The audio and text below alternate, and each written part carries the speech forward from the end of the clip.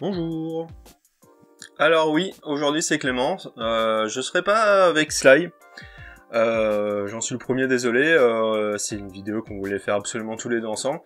Et du coup, bah ça se fera pas parce que vu le emploi du temps qu'on n'a pas, qui est pas pareil, qui est assez compliqué. En plus, on habite à 1h30, 2 heures d'ici. Enfin, voilà. Donc c'est pour ça qu'aujourd'hui, on est dans mon décor, on est chez moi. Alors, faudra pas trop s'habituer parce que d'ici un an, ça va encore changer. Mais bon, voilà, pendant une année, je vais faire mes vidéos ici. Voilà, Sly aussi va faire ses reviews de l'autre côté. Donc vous retrouverez aussi le décor comme on avait pour l'Aquila. D'ailleurs, en parlant de ça, il devrait y avoir des vidéos qui devraient arriver un peu plus rapidement que, que celle-ci. Vu que maintenant on est deux à filmer chacun de notre côté. Sly, lui, il va filmer chez lui. Alors je sais qu'il va avoir quelques reviews sur du gear, je sais qu'il va avoir quelques reviews sur des répliques ou une réplique, enfin je ne sais pas, je vous en dis pas plus, hein, ce sera la surprise. Moi, je vais avoir ce qui nous attend tout de suite après. Et techniquement, je vais avoir un peu de temps pour moi aussi pour faire d'autres vidéos pour raisons personnelles, mais je vais avoir un petit cours de temps pour pouvoir sortir un peu plus de contenu un peu plus rapidement, j'espère. Vu que je ne suis pas chez Sly et qu'on n'a pas l'équipement de Sly, j'ai dû faire avec ce que j'ai. J'ai dû m'acheter un micro de case. Je fais ma rockstar. Donc ce sera le son sera différent, la qualité de la vidéo sera différente. Du coup, faut pas s'attendre à une suite de la vidéo de l'Aquila. Hein. Donc voilà. Donc maintenant, si on rentrait dans le vif du sujet, parce que bon, les intros c'est sympa, mais on est là pour autre chose. Et on est là pour la Sixwire MCX. Enfin. Le MCX est un fusil d'assaut conçu et fabriqué par Sig Sauer, une marque mondialement reconnue. C'est un fusil d'assaut qui est hérité de son ancien petit grand frère, le SIG MPX. C'est un fusil d'assaut de multicalibre qu'on peut retrouver en 5,56 x 45, en 300 AAC Blackout ou encore en 7,62 x 39 mm, bien que celle-ci on la retrouve plus dans le catalogue. C'est un fusil d'assaut qui répond précisément aux besoins des utilisateurs, en l'occurrence de Luciocom, qui est à l'origine du programme. Le tireur peut lui-même modifier son arme en fonction de la mission sans support technique particulier. L'arme dispose de commandes de fonctionnement similaires de celles à un AR-15, facilitant ainsi la formation des utilisateurs déjà rompus aux armes de type M4 ou HK416. L'arme dispose d'un emprunt des gaz avec un piston court permettant une meilleure fiabilité et un recul plus faible. Elle dispose d'un canon flottant et avec un garde-main K-Mode. Celui-ci est pourvu pour le montage des accessoires d'un rail Picatinny sur le dessus et de fixation montée sur les autres faces. Alors, pour revenir à la réplique, qu'est-ce qu'on peut dire dessus? Pour les connaisseurs, ils savent déjà qu'il y a une ancienne version du MCX qui était sortie par la marque Cybergun, qui avait à cette époque les licences pour pouvoir fabriquer des répliques de chez Sixwire. Je ne sais pas pour quelle raison ils ont plus les licences, mais en tout cas maintenant Sixwire a sa propre gamme d'airsoft et pour notre plus grand plaisir, on se retrouve avec une nouvelle version du MCX qui, à mon sens, qui est beaucoup mieux que l'ancienne version. Alors, ce que j'ai pu entendre, l'ancienne version, elle était très belle, parce qu'elle était fabriquée par VFC. L'externe était vraiment magnifique. Par contre, pour ce qui était de l'interne, c'était correct, mais sans plus. Là, Sig Sauer a décidé de refaire la réplique par les usines de VFC. Ce qui est pas très étonnant, hein. VFC c'est vraiment une très bonne marque, ils ont sorti pas mal de choses. Et sincèrement, pour avoir eu pas mal de répliques VFC, celle-là, elle surclasse quand même quelques-unes que j'ai déjà eues en ma possession. Alors, qu'est-ce qu'on trouve dans cette réplique? Alors, on a un canon laiton en 6,05 mm, un bloc pop réglable, évidemment, un chargeur inclus de 120 billes. Qu'est-ce qu'on a en plus? Il me semble que c'est un joint Maple Leaf, mais peut-être que je me trompe. Ou peut-être pas, je ne sais pas. La gearbox. Alors, la gearbox, elle est géniale parce que c'est une gearbox pas VFC, mais une gearbox Avalon, les toutes dernières, ce qui est vraiment pas mal. Dedans, on a des roulements de 9 mm de bearing. Et, la dernière fois que j'ai vu des roulements de 9 mm de bearing chez VFC, c'était pour la Virgo. Donc, franchement, on n'est pas très loin d'une Virgo. Il y a juste le moteur brushless qu'on n'a pas. Mais sinon, sortie de boîte, c'est déjà sur papier une réplique très satisfaisante. Surtout au prix où elle est sortie. Qui est de 600 € si je me trompe pas.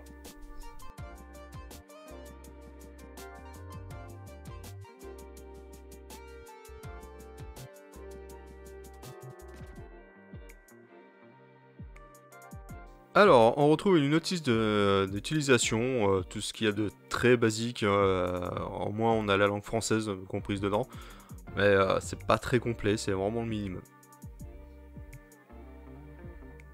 Ça fait quelques pages.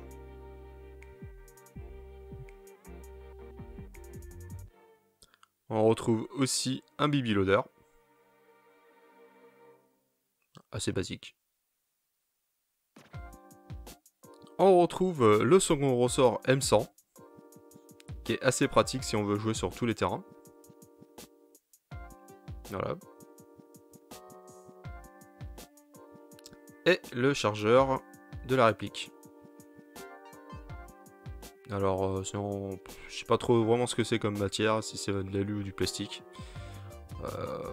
Bon, c'est un chargeur 120 billes, hein, ça fait le taf, voilà. Par contre, je ne sais pas si c'est mon chargeur à moi, mais j'ai un peu de mal à l'enclencher. Je suis obligé de lui taper au cul pour que ça rentre. On retrouve un sélecteur de tir de chaque côté de la réplique. Alors celle-ci, elle est plus petite que la principale, qui est de l'autre côté. Vous pouvez voir, elle est beaucoup plus ronde.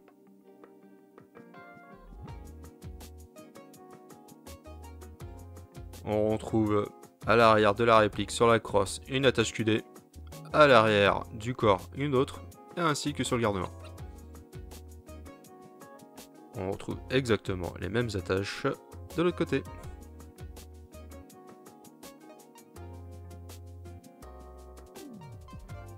Pour ce qui est de déplier la crosse, on a un bouton ici. On a deux longueurs de crosse. Voilà, ça va pas plaire à tout le monde, c'est sûr, parce que même en étant sur la plus grande longueur, c'est assez court. On a un bouton d'éjecteur de chargeur de chaque côté. Bien texturé, bien sympa. La poignée aussi qui se retrouve avec une texture intéressante. Vraiment pas mal, la forme est super agréable. Ici on a un pontet assez large pour pouvoir passer nos doigts avec nos gants. Et une queue de détente arrondie. On retrouve le marquage Sig Sauer, ainsi que son numéro de série. Et le petit logo Virtus. Vraiment très sympa. En dessous de la réplique, on retrouve les marquages légaux d'Airsoft. Bien dissimulés.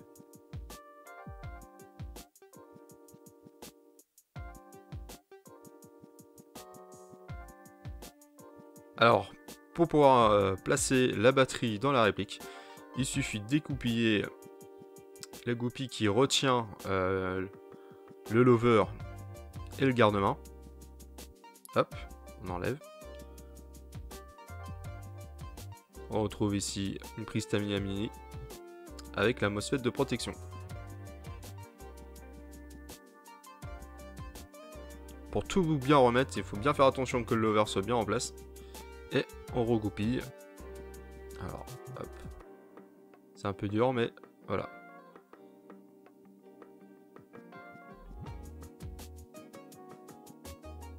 Comme sur une AR15, on retrouve un levier chargement similaire qui permet d'accéder au pop.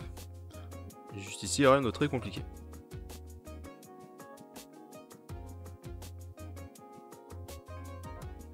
Bolt catch.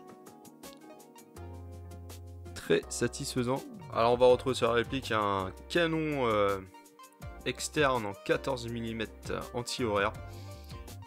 Ce qui est assez pratique, du coup on va pouvoir mettre la plus grosse partie de silencieux, de cache-flamme qu'il y a sur le marché. Donc c'est pas rien de révolutionnaire, très basique quoi. Il est vraiment sympa ce cache-flamme du MCX. Je trouve qu'il est assez original. Alors comme j'expliquais sur l'arme réelle, c'est une chose qu'on va pouvoir refaire aussi sur la réplique. C'est la modularité du garnement et de la crosse. Alors la particularité, comme c'est développé par Sixwire, du coup on va pouvoir mettre les garnements ou crosses de la marque directement de l'arme réelle dessus.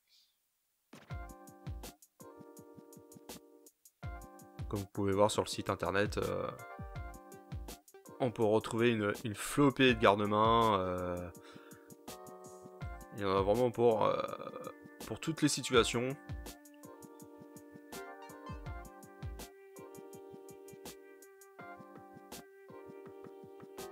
Du plus court au plus long. En K-Mode, en M-Lock. Voilà. Toutes les couleurs disponibles. Alors, ce qui est dommage, c'est qu'on retrouve pas des copies, enfin très peu de copies Airsoft. Malheureusement, donc c'est des garnements qui vont coûter un rein et demi. Et je parle même pas des crosses. Voilà, on peut retrouver plusieurs types de crosses différentes. Même un adaptateur de tube cross. Vraiment, là, on en a pour tous les goûts. Alors, comme j'expliquais sur la réplique, il y a un changement de ressort rapide. Pour cela, il y a juste à dévisser la petite vis qui est ici. Rien de bien compliqué. Et baisser la crosse qui est fixée sur un rail Picatinny. C'est vraiment très basique. Et comme ça, on peut accéder au ressort déjà M110 qui est livré de base dans la réplique. Pour conclure, c'est une réplique que j'ai en ma possession depuis pas mal de mois, hein, vous le savez, depuis le temps que je le dis qu'on va faire la review dessus. J'ai pu la sortir plusieurs fois sur les terrains, j'ai pu jouer souvent avec, et étonnamment, alors à part la surprise du 416 FPS sortie de boîte la première journée, ça n'a rien à dire. Heureusement qu'il y a un changement de ressort rapide, donc ça m'a pas pris beaucoup de temps pour changer le ressort. C'est une réplique qui fonctionne très bien, qui n'a pas de problème particulier. Par casse-bloc, c'est un truc assez récurrent chez VFC. Je pense que c'est parce qu'il n'y a pas de MOSFET pour gérer les tirs. Quand on a tendance à trop bourriner sur la gâchette, elle se finit par se bloquer. On est obligé de mettre un petit coup en full auto pour pouvoir libérer la gâchette et hop, c'est reparti. Sinon, j'ai changé le ressort par un M100, fait maintenant 360 FPS environ. Elle atteint facilement les 40-50 mètres en tir tendu, bonne réactivité, vraiment précise. Je suis vraiment surpris par le canon. Franchement, d'habitude, je change tout le temps les canons sur ma réplique. Là, bizarrement, c'est un 6.05, mais il marche très bien. Vraiment pas de problème. C'est vraiment, franchement, une très bonne réplique. Pour ceux qui se posaient la question, faut pas avoir de doute, hein. Franchement, si vous voulez vraiment vous faire plaisir, c'est vraiment un beau jouet. C'est belle interne, belle externe. Il n'y a rien à redire sur cette réplique. Bon, il y a toujours quelques trucs à modifier dessus, hein, évidemment, mais franchement, sortie de boîte, bon, en même temps, à 600 balles, on veut que ça fonctionne. Mais ça fonctionne. Ça fonctionne très bien. Ça change d'une R15. classique, même si on retrouve les mêmes fonctionnalités. La poignée est vraiment cool, la crosse est vraiment quali. Bon, moi je pense que je vais finir par changer la crosse. On va sûrement trouver des copies d'ici pas longtemps. Mais voilà, je crois que j'ai fait à peu près le tour de la réplique. Sur ce, eh ben, je vous remercie d'avoir regardé la review que j'ai mis un peu de temps à sortir. Et comme dirait Sly, qu'est-ce qu'il dit déjà Sly sur ses fins de vidéo? Le plus important c'est jouer fair play et de se faire plaisir. PCA out.